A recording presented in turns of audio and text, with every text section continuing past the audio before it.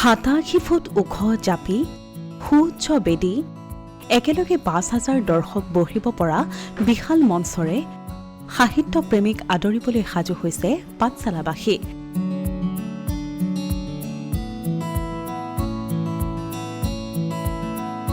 অসম সাহিত্য সভাৰ সপ্তমতম অধিৱেশনলৈ মাজত মাত্ৰ ২টা দিন বাকী।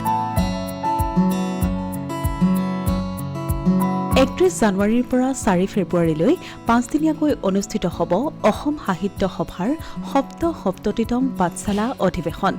দিনে নিশাই ব্যস্ততা এতিয়া ভট্টদেৱ সমন্বয় ক্ষেত্ৰত। খাদ্য মঞ্চ, তোৰণ, পতাকা, স্মৃতিগ্ৰন্থ আদিকে ধৰি ৫৬খন বিভিন্ন উপসমিতি দিনে নিশাই ব্যস্ত হৈ পৰিছে। অসম সাহিত্য সভাৰ প্ৰটকল অনুসৰি অধিৱেশনৰ মূল প্ৰৱেশদ্বাৰৰ কেইফুটমান দূৰত্বত থাকিবলগীয়া পতাকাস্থলী কাঠেৰে সুন্দৰকৈ সজাই পৰাই তোলা হৈছে। প্ৰথম দিনা পুৱা সৰ্বমুঠ ১৮৬খন পতাকা উত্তোলন কৰা হ'ব।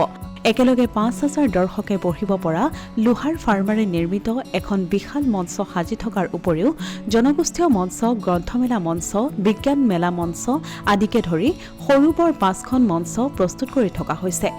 সমগ্ৰ অসমৰ সাহিত্যপ্ৰেমী ৰাইজক আদৰিবলৈ অধিৱেশনৰ প্ৰদৰ্শনী উপসমিতিৰ নেতৃত্বত প্ৰস্তুত কৰি থকা হৈছে এটি বৃহৎ জাপি। অসমীয়া সাহিত্য সংস্কৃতিৰ অন্যতম চানেকি হিচাপে পৰিচিত ৮৭ ফুট আয়তনৰ টকৌপাতেৰে নিৰ্মাণ কৰি থকা এই ফুলাম জাপি হ'ব অধিৱেশনৰ অন্যতম আকৰ্ষণ। এই জাপিয়ে ইণ্ডিয়া বুক অৱ ৰেকৰ্ডছৰ পুৰণি অভিলেখ ভংগ কৰিব বুলি জনাইছে উদযাপন সমিতিয়ে। নলবাৰীৰ প্ৰায় ২০ৰ পৰা ২৫জনীয়া জাপি শিল্পীয়ে দিনে নিশাই প্ৰস্তুত কৰি আছে এই বৃহৎ জাপিটো। সাহিত্য সভাৰ পাঠশালা অধিৱেশনখনি এক অন্যতম আৰু ব্যতিক্ৰমী অধিৱেশন কৰি তুলিবলৈ চেষ্টাৰ ক্ৰতি কৰা নাই আদৰণি সমিতিয়ে গঠন কৰি দিয়া মুঠ ৫৬খন উপসমিতিয়ে। জনগোষ্ঠীয় উপসমিতিয়ে সাজু কৰি তুলিছে ১০খনকৈ জনজাতীয় গাঁও, য'ত তেখেতসকলৰ থকাৰ ধৰণ, খাদ্য সম্ভাৰ, ব্যৱহৃত সামগ্ৰীসমূহ উপস্থাপন কৰোৱা হ'ব বুলি জানিবলৈ দিয়ে জনগোষ্ঠীয় উপসমিতিৰ বিষয়ববীয়াসকলে।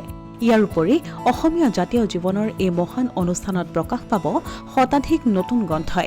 পাঠশালা অধিৱেশন এইবাৰ নিশ্চয় এক ব্যতিক্ৰমী সাহিত্য সভা হিচাপে অনুষ্ঠিত হ'ব। সেই গ্ৰন্থখনৰ নাম হ'ল জীৱন আৰু সৃষ্টি।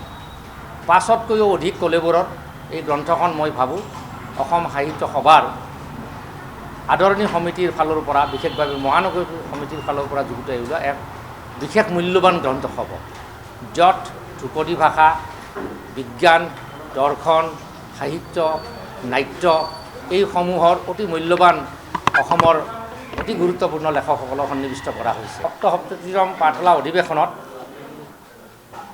বিজ্ঞান মেলাৰ ওপৰত অধিক গুৰুত্ব দিয়া হৈছে। বজালী হাট বাণিজ্য মেলাৰ পৰিৱৰ্তে আমি ব্যৱস্থা কৰিছিলোঁ আৰু সেই সিদ্ধান্ত মৰ্মে এতিয়া পাঠশালাত তাৰ পূৰ্ণোদ্যমে আয়োজন চলি আছে। সেইখন যথেষ্ট আকৰ্ষণীয় হ'ব, বজালী হাট আৰু বিজ্ঞান মেলা। স্মৃতিগ্ৰন্থও বৰ সুন্দৰভাৱে তাত প্ৰকাশ পাব, বজালী বৈভৱ। তাৰ উপৰিও আমাৰ যিটো প্ৰকাশন সমিতি আছে, প্ৰকাশন সমিতিৰো এতিয়ালৈকে মই জনাত ২০খনতকৈ অধিক গ্ৰন্থ প্ৰকাশ পাব। যে বজালী অঞ্চলৰ বিখ্যাত নাট্যকাৰসকলৰ এখন নাট্য সংকলন, বজালী অঞ্চলৰ নিৰ্বাচিত নাট্য সংকলন প্ৰকাশ পাব। বজালী অঞ্চলৰ লোকসংস্কৃতিৰ ওপৰত গ্ৰন্থ প্ৰকাশ পাব। বজালী অঞ্চলৰ দৌল, দেৱালয়, স্থাপত্য, ভাস্কৰ্য তাৰ ওপৰত গ্ৰন্থ প্ৰকাশ পাব। কবি সন্মিলন বেছ আকৰ্ষণীয় হৈ উঠিব। কবি সন্মিলনত ৪ দিন জুৰি ৪খন কবি সন্মিলন হ'ব। গ্ৰন্থমেলাটো সৰ্বাধিক গুৰুত্ব আৰোপ কৰা হৈছে। তাত ২০০তকৈ অধিক প্ৰতিষ্ঠানে অংশগ্ৰহণ কৰিব। পূৰ্বতকৈ কিছু ব্যতিক্ৰম হ'ব এইবাৰৰ অধিৱেশন। পোনপ্ৰথমবাৰৰ বাবে অসম সাহিত্য সভাৰ বাকৰিত সাহিত্য প্ৰেমীয়ে পৰিদৰ্শন কৰিব পাৰিব বিজ্ঞান প্ৰদৰ্শনী মেলা। অনুষ্ঠিত হ'ব কবি সন্মিলন, প্ৰদৰ্শিত হ'ব ভ্ৰাম্যমাণ থিয়েটাৰৰ নাট। অসম সাহিত্য সভাৰ আদৰণি সমিতিৰ ফালৰ পৰা সমগ্ৰ অসমবাসীক নিমন্ত্ৰণ জনাইছে অসম সাহিত্য সভাৰ বাকৰিলৈ। Asomiya Pratidin digital desk.